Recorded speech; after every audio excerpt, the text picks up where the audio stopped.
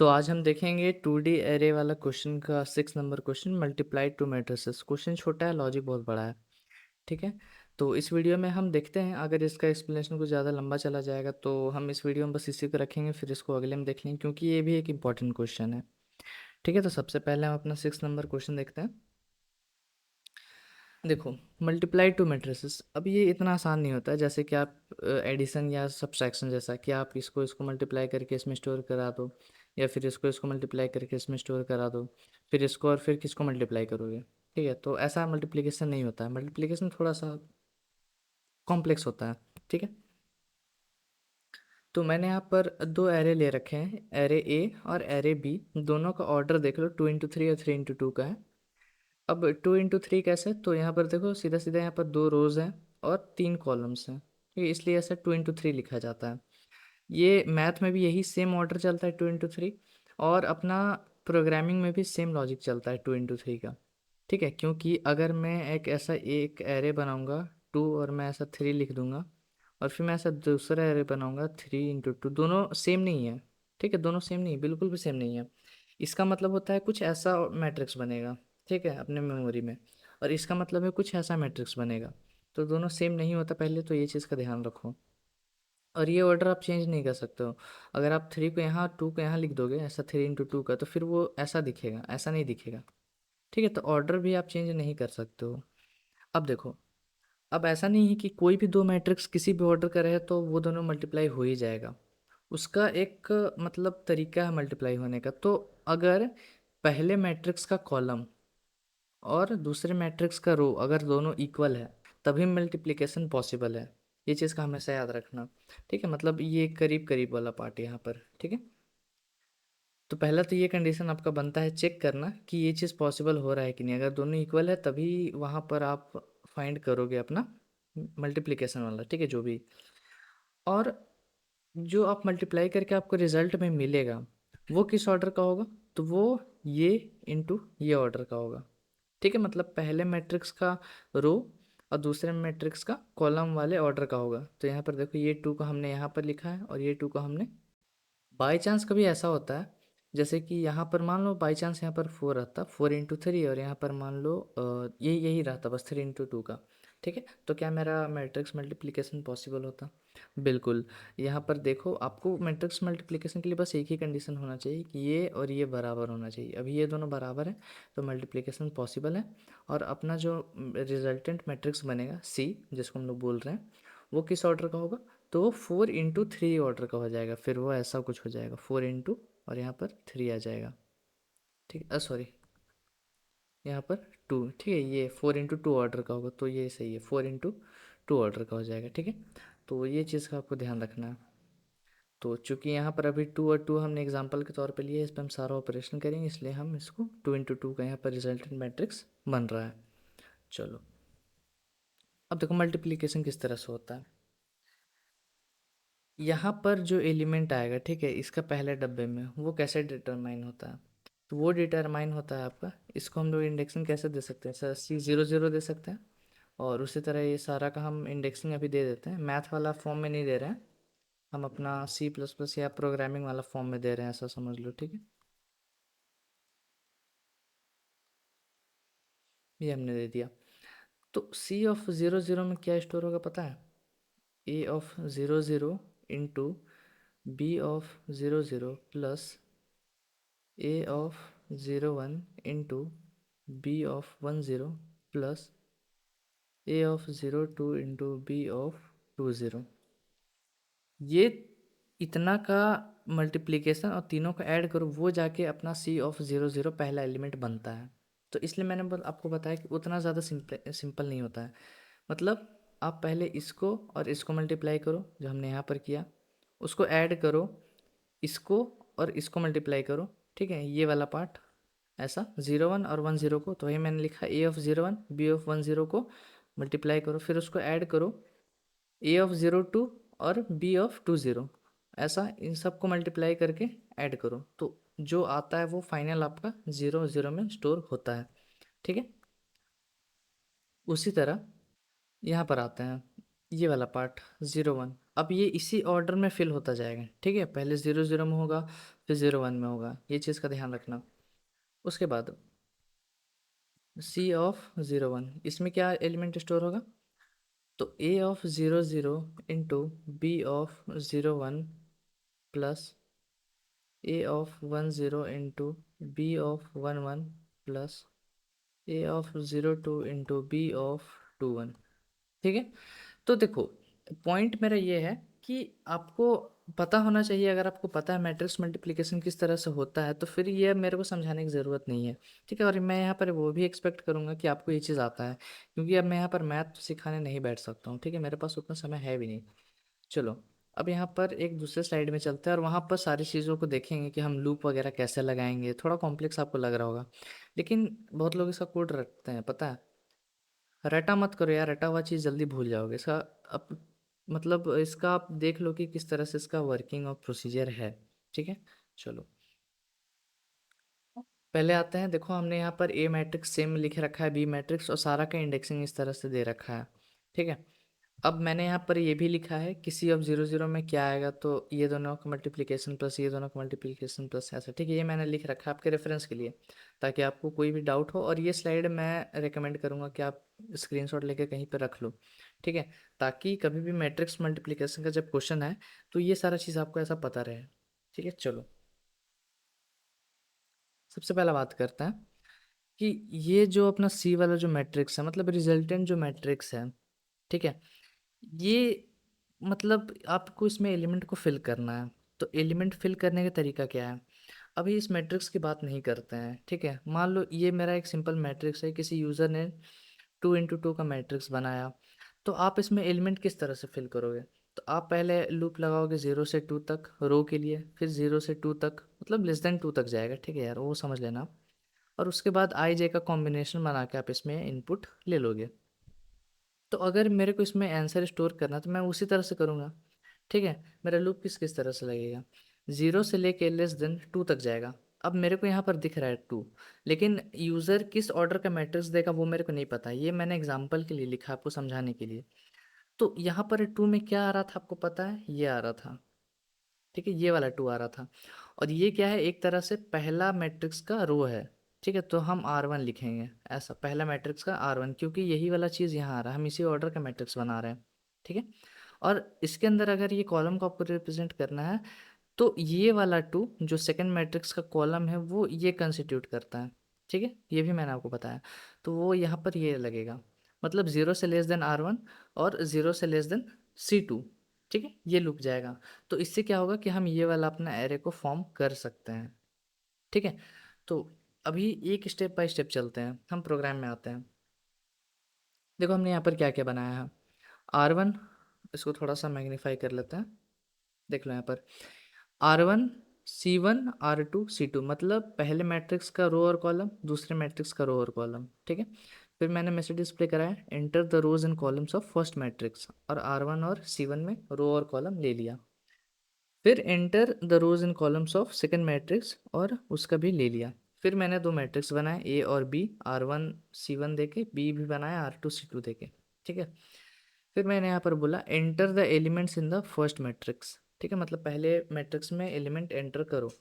तो पहले मैट्रिक्स के लिए R1 ये है, C1 ये है, फिर ये आई जे का कॉम्बिनेशन बना के इनपुट करवा लिया। उसी तरह यहाँ पर भी कॉम्बिनेशन करवा लिया, ठीक है। चलो, यहाँ पर आता है।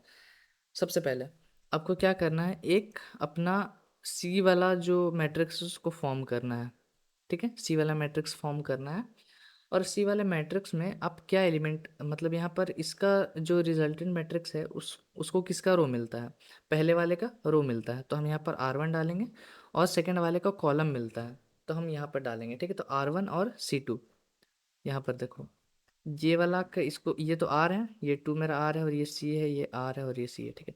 तो पहला का जो R है वो हम यहाँ पर डालते हैं, और दूसरे वाले का जो कॉलम है 2 उसको हम यहाँ पर डालते हैं, ठीक है। तो एक तरह से यहाँ R1 आ रहा है, यहाँ से C2 आ रहा है। इसको अगर हम R1 C1 और R2 C2 बोल दें, तो कुछ इस तरह से ये हो रहा है। इसलिए हमने यहाँ पर R1 × C2 रखा, क्योंकि आपको जब इनपुट मिलेगा तो आपको खुद नहीं पता रहेगा कि यहाँ पर क्या लिखा है इसने, ठीक है, इनपुट में क्या दिया है। क्योंकि देखो यार, अभी वहाँ पर आपको 2 और 3 दिख रहा था, यहाँ पर कहीं 2 और 3 दिख रहा है क्या? यहाँ पर R1 C1 पे डील करना है, ठीक है, इसलिए हमने यहाँ पर R1 और C2 पे बनाया। उसके बाद हम यहाँ पर क्या करेंगे, अपना फॉर लूप बनाएंगे, और इस ये जो एरे है इसमें अपना सारा का सारा ज़ीरो भर देंगे, ठीक है। तो पहले आपको आउटर लूप में हमेशा क्या रखना रहता है, रो ही रखना रहता है। ऐसा नहीं कि कॉलम बाहर रख दोगे अंदर रो रख दोगे तो कोई दिक्कत होगा। मैं बता रहा हूँ क्या कॉन्सेप्ट है। अपना रो बाहर रखने से और कॉलम अंदर से होने से होता क्या है कि हम इस डायरेक्शन में जा पाते हैं, मतलब पहले रो भरते हैं फिर कॉलम भरते हैं। लेकिन कभी ऐसा हो कि आपने यहाँ पर, इसको हम हटाते हैं फिलहाल के लिए, गंदा नहीं करना है स्क्रीन को। अगर हम कॉलम को बाहर रखते हैं, रो को नीचे रख सकते हैं, मतलब सी मेरा आउटर लूप बनाता है कॉलम और रो मेरा इनर लूप लगाता है, तो फिर होता क्या है, एलिमेंट्स को आप इस तरह से भर सकते हो। मतलब पहले आप कॉलम भरोगे फिर आप रो भरोगे, क्योंकि कॉलम पहले आ रहा है रो बाद में आ रहा है, ठीक है। तो पहले हम कॉलम भरेंगे, उसके बाद मतलब कॉलम के वाइज रो भरते जाता है, ठीक है।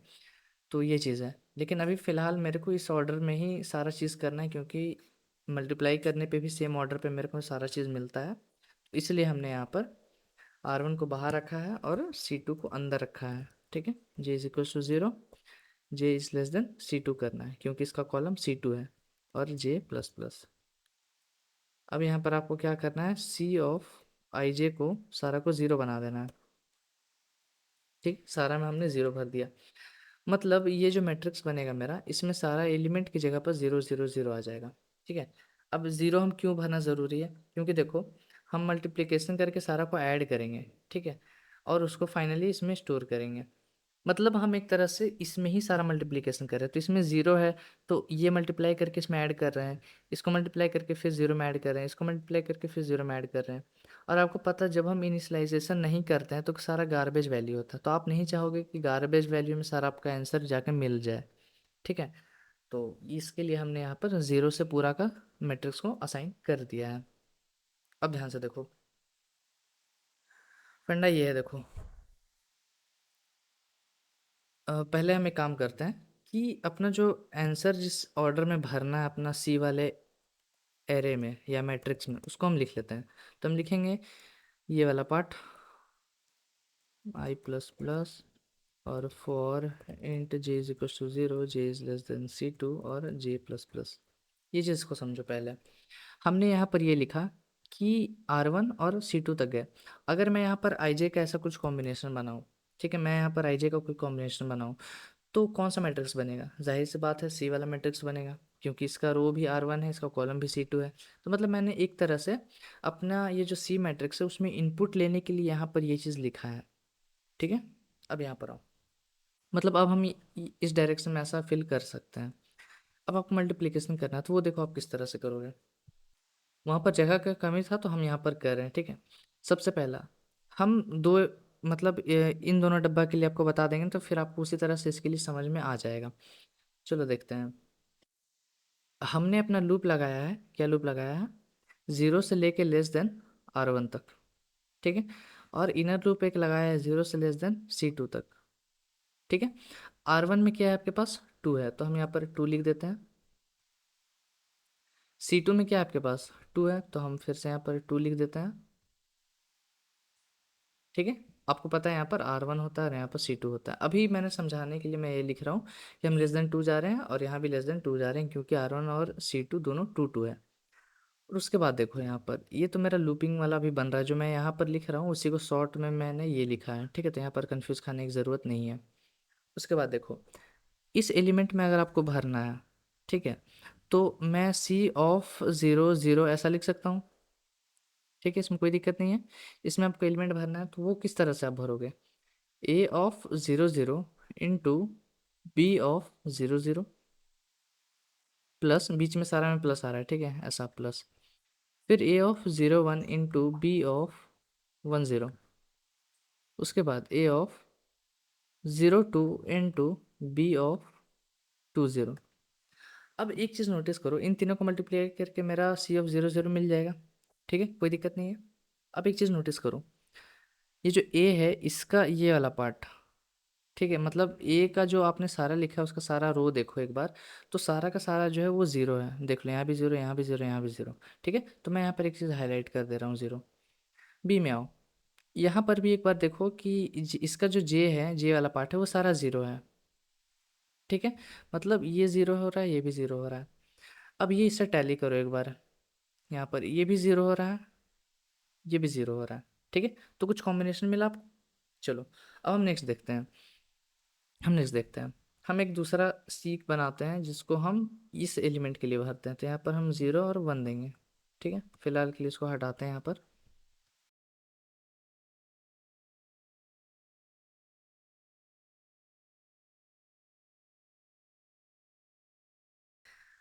अब फिर से देखो कि इसका रो देखो इसे टैली कर रहा है। ठीक है, यहाँ भी 0 है तो यहाँ भी सारा चीज़ 0 आ रहा है।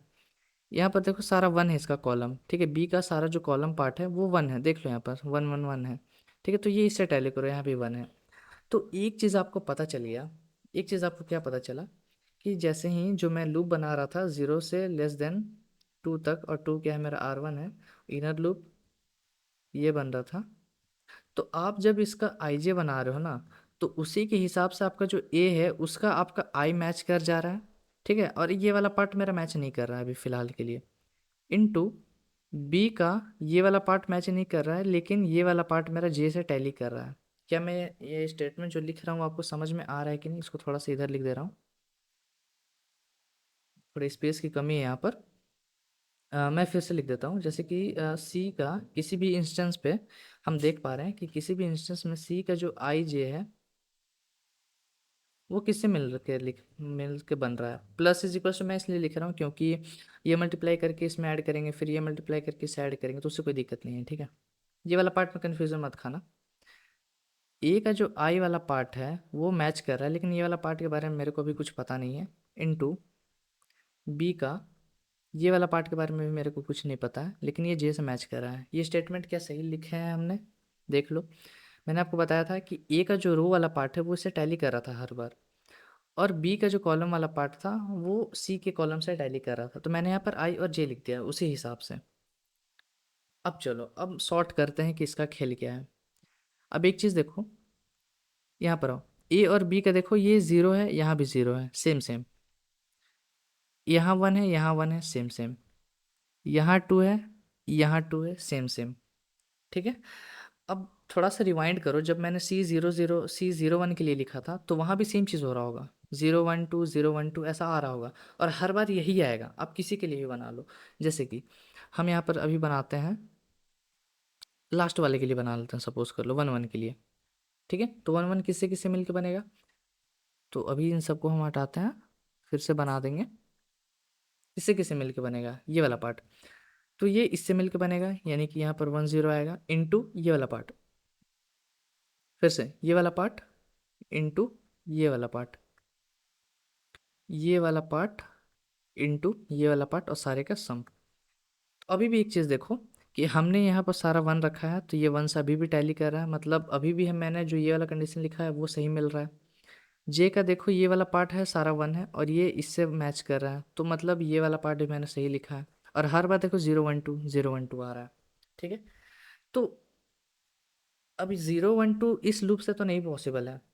ठीक है, 0 1 2 तो इस लूप से नहीं पॉसिबल है, क्योंकि ये वाला लूप तो भाई एक बार के लिए हमेशा आई का वैल्यू को 0 ही पकड़ के बैठेगा, और ये वाला लूप अपने जे का वैल्यू को 0 ही पकड़ के बैठेगा, फिर 1 पकड़ेगा, फिर 2 पकड़ेगा।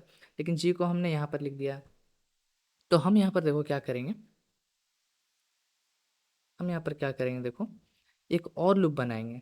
ठीक है, 0 से <, अभी ब्रैकेट में हम यहाँ पर फिलहाल के लिए लिख रहे हैं C1 की वैल्यू को देखो क्या है, ये मेरा R1 है, ये मेरा C1 है, ये R2 है, ये C2 है। ठीक है, तो C1 की वैल्यू क्या है? 3, तो हम यहाँ पर 3 लिखेंगे। आप यहाँ पर R2 भी लिख सकते हो, क्योंकि दोनों सेम है।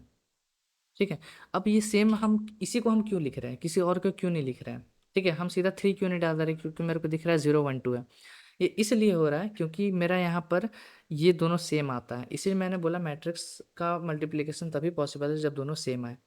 अगर यहाँ पर 4 रहता, ठीक है, अगर यहाँ पर 4 रहता तो आप देखते कि यहाँ 0 1 2 और 3 भी आता। ठीक है, 4 आता टोटल यहाँ पर भी सेम आता, 0 1 2 3 4। ठीक है, तो इसलिए मैंने यहाँ पर C1 रखा। आप यहाँ पर मैं और में भी लिख दे रहा हूँ, R2 लिखोगे तो भी आपका प्रोग्राम सही बनेगा। ठीक है, चलो, अब फिर हम यहाँ पर बनाते हैं इस लूप के अंदर हम लिख रहे हैं सारा चीज़ें, C of I J is equals to A of I into K, ये वाला लूप पर आई है, ये जे है और ये के है, ठीक है, के प्लस बी ऑफ के जे, ये वाला पार्ट प्लस इक्वल टू, ये करके अब मेरे को क्या होगा कि मेरा सारा चीज़ मेरे को मिल जाएगा। ठीक है, तो यहाँ पर प्रोग्राम में आते हैं और इसको भी हम समझाएंगे आपको, इसका भी टेंशन नहीं लेना। हम यहाँ पर लिखेंगे के इज इक्वल टू जीरो, के इज लेस देन C1 के प्लस प्लस। फिर हम यहाँ पर लिखेंगे सी ऑफ आई जे, क्योंकि आई जे ही मेरा एलिमेंट को फिल कर रहा है, प्लस इक्वल टू, क्योंकि मल्टीप्लाई करके मेरे को ऐड करते जाना है, ठीक है, इसलिए मैंने यहाँ पर ऐसा लिखा।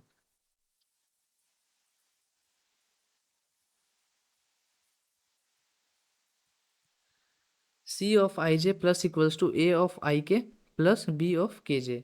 ठीक है, ये करने से मेरा सारा एलिमेंट इसमें फिल हो जाएगा। अब इसको भी एक बार समझते हैं। हम ये सारा जो लूपिंग वाला ये जो चीज़ मैंने यहाँ पर लिखा है, इसको यहाँ पर लिख लेते हैं, ठीक है, और फिर सारा चीज़ को करके देखेंगे।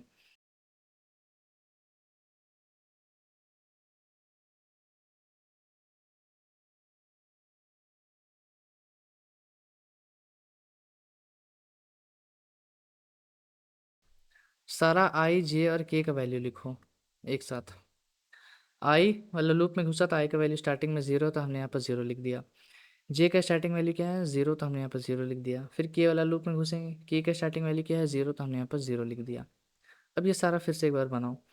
सी ऑफ आई जे, तो सी ऑफ आई जे क्या है आपके पास, आई जे का वैल्यू क्या है, zero zero, zero comma zero, मतलब ये वाला पार्ट में हम आ गए अभी।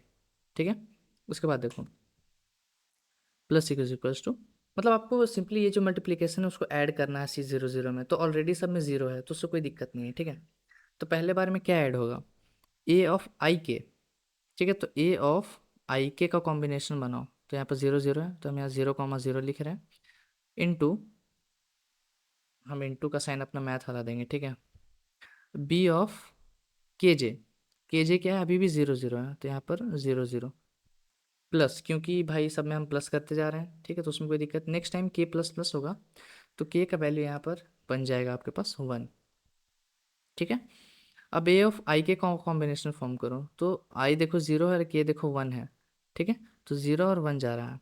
बी का फॉर्म करो, के जे, के क्या है वन और जे क्या है अभी भी जीरो, नेक्स्ट टाइम अपना के प्लस प्लस होगा तो ये बन जाएगा टू, और ये आखिरी हो क्योंकि थ्री तो जाएगा नहीं क्योंकि लेस देन थ्री है। ए का कॉम्बिनेशन फॉर्म करो आई के का, तो आई देखो जीरो है, के देखो टू है, तो ये जीरो टू हो जाएगा, इंटू बी ऑफ के जे, के क्या है टू और जे क्या है जीरो। अब एक चीज़ देखो कि ए ऑफ जीरो जीरो मतलब ये वाला part, into B of zero zero ये वाला पार्ट, प्लस ये वाला पार्ट मतलब जीरो वन, अब बी का वन जीरो मतलब ये वाला part, plus zero two A का और बी का टू जीरो, तो अब देख रहे हो ये इंटू ये इंटू ये इंटू ये हम कर पा रहे हैं। ठीक है, और ये सारा को एक बार ऐड कर लोगे और C1 में स्टोर कर दोगे, ठीक है, सी ऑफ जीरो जीरो में, तो अपना जो यहाँ पर है पहला एलिमेंट आ जाएगा।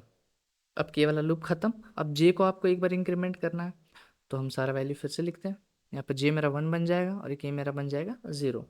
ठीक है, अब इसको हटाते हैं यहाँ से, अब फिर से फॉर्म करो। सी ऑफ आई क्या है, ज़ीरो है, और जे क्या है वन है, तो ज़ीरो वन। अब हम कहाँ पर आ गए, इस एलिमेंट पे आ गए, ज़ीरो वन देखो यही वाला है, is equals to A of I K का कॉम्बिनेशन फॉर्म करो, तो दोनों जीरो जीरो है तो यहाँ पर zero comma zero, into B का के जे फॉर्म करो, तो के जीरो है और जे क्या है वन है। फिर से बनाओ, आई के का कॉम्बिनेशन बनाओ, के प्लस प्लस हो जाएगा, तो के को हम यहाँ पर वन कर दे रहे हैं। आई के का combination zero one into B का कॉम्बिनेशन के के जे, ठीक है, तो के भी वन है जे भी वन है। ए का फिर से कॉम्बिनेशन बनाओ और के प्लस प्लस हो जाएगा तो यहाँ पर हो जाएगा टू, तो ये बन जाएगा जीरो टू इंटू बी का टू वन। ठीक है, तो अब देखो कि इस एलिमेंट के लिए ए ऑफ जीरो जीरो ये वाला है इंटू ये वाला जीरो वन, उसके बाद plus A of zero one into B of one one ये वाला हो गया, फिर ए ऑफ जीरो टू ये वाला into B of two one ये वाला, तो ये इंटू ये इंटू ये और ये इंटू ये करके हम अपना सी ऑफ जीरो वन में वैल्यू स्टोर कर दे रहे हैं। ठीक है, अब जब मेरा के थ्री होगा तो सारा का सारा फॉल्स हो जाएगा, और जे भी मेरा एक तरह से गलत हो जाएगा क्योंकि जे ऑलरेडी 1 था, 2 हो नहीं सकता है क्योंकि लेस देन 2 है। तो अब आई एक बार बढ़ेगा, तो आई का वैल्यू यहाँ पर बन जाएगा 1, और फिर जे का फिर से वैल्यू बन जाएगा अंदर जाके 0, और के का भी वैल्यू बन जाएगा 0। तब आई जे का अगर आप कॉम्बिनेशन फॉर्म करोगे तो यहाँ पर आपके पास मिलेगा 1 0, क्योंकि आई आपके पास 1 है और जे आपके पास 0 है, मतलब अब हम इस एलिमेंट पे आ गए। ठीक है, अब मैं चाहता हूँ कि आप इसका खुद से फ्रेम करो। ठीक है, के का एक बार लूप बढ़ाओ, के जे का वैल्यू डालो, आई के का वैल्यू डालो, और देखो कि फिर ये इंटू ये इंटू ये इंटू ये हो पा रहा है कि नहीं। ठीक है, और उसी तरह आप फिर एक बार आई का वैल्यू इंक्रीमेंट करके, सॉरी जे का ये वाला पार्ट भी देखो, तभी आपको जाके अच्छे से समझ में आएगा कि एक्चुअल में हो क्या रहा है इंटरनली। ठीक है, नहीं तो फिर आप रट के जाओगे, कोई खास फायदा नहीं होने वाला। हाँ, एक एक चीज़ है कि आप अगर समझ के जा रहे हो, थोड़ा बहुत आपको टाइम लग सकता है प्रोग्राम बनाने में, लेकिन आप कितना ही प्रोग्राम रटोगे, ऐसा 1000 प्रोग्राम हो सकता है, सारा को नहीं रट सकते हम लोग। ठीक है, तो हम यहाँ पर मैसेज डिस्प्ले कराएंगे, cout the resultant matrix is equals to क्यों दे रहा हूँ मैं, एंडल। ठीक है, उसके बाद for int I is equals to 0, I less than कहाँ तक जाएगा, R1 तक, आई प्लस प्लस। याद रखना कि आप यहाँ पर किसका डिस्प्ले कराना चाहते हो, सी का, तो सी का जो रो एंड कॉलम है वो कितना है वो हमेशा ध्यान में रखना, तो उसका R1 और C2 होता है। रटने के लिए नहीं बोल रहा हूँ, कॉन्सेप्ट लगाने के लिए बोल रहा हूँ। ठीक है, फिर सी आउट करेंगे, यहाँ पर लिखेंगे सी ऑफ आई जे, एक स्पेस दे लेंगे ताकि थोड़ा सा अच्छा दिखे, और जब ये लूप खत्म होगा तो सी आउट एंडल कर लेंगे ताकि मेरे को मैट्रिक्स के फॉर्म में दिखे। ठीक है, सेव करते हैं, तो उसको रन कर लेते हैं। हम डालेंगे 2 इंटू 3 का, 3 इंटू 2 का मैट्रिक्स डाल लेते हैं, उसमें भी डाल लेते हैं। ठीक है, तो देखो आपको रिजल्टेंट मैट्रिक्स ऐसा मिल गया। अब देखो, रिजल्टेंट मैट्रिक्स तो मिल गया, यहाँ पर एक चीज़ और आप कर सकते हो कि इतना जो मैंने यहाँ तक, तो आपको ये तो करना ही पड़ेगा। ठीक है, ये वाला पार्ट इतना, ये तो आपको करना पड़ेगा। फिर जो मैंने यहाँ पर इतना किया है, ये आप पूरा का पूरा एक ही लूप में ये तीनों को कर सकते हो। वो हम कैसे करेंगे देखो, हम यहाँ पर करेंगे अपना सीधा सीधा फॉर इंट, ये तो आपको बनाना ही पड़ेगा, इसको तो करना ही पड़ेगा, ये भी करना ही पड़ेगा, कंपलसरी है ये करना। और उसके बाद हम बात करेंगे for int I is equal to 0, I less than R1 तक जाएगा। ये बेसिकली हम C2, जो सी वाला जो एरे है उसके लिए हम ये बना रहे हैं, J is equal to 0, J is less than कहाँ तक जाता है वो, C2 तक जाता है। ठीक है, और जे प्लस प्लस। ठीक है, तो जो हम वहाँ पर अपना जो ज़ीरो असाइन कर रहे थे हम सीधा यहाँ कर सकते हैं, तो हम वहाँ आई जे को स्टार्ट में ही 0 ऐसा दे लेंगे, और उसके बाद अंदर वाले लूप में घुसेंगे, वहाँ पर के वाला लूप में, के इज लेस देन ये C1 तक जाता है, आपको पता है C1 नहीं तो R2 तक। और ये भी अगर आपको प्रोग्राम में ज़्यादा दिमाग नहीं लगाना, C1 होगा कि R2 होगा, तो इन दोनों में से बस कोई भी मत दे देना, R1 या C2 मत दे देना, बाकी कुछ भी बचे, C1 बच रहा है या R2 बच रहा है, दोनों दे सकते हो। ठीक है, ये भी एक कॉन्सेप्ट है। ये प्लस प्लस देंगे यहाँ पर, और उसके बाद यहाँ पर देखो हम क्या करेंगे कि आपको पहले स्टोर करना है और फिर उसको डिस्प्ले भी कराना है। ठीक है, तो हम यहाँ पर क्या करेंगे कि ये वाला जो पार्ट है, कहाँ गया, ये वाला जो पार्ट है इसको यहाँ लिख लेंगे।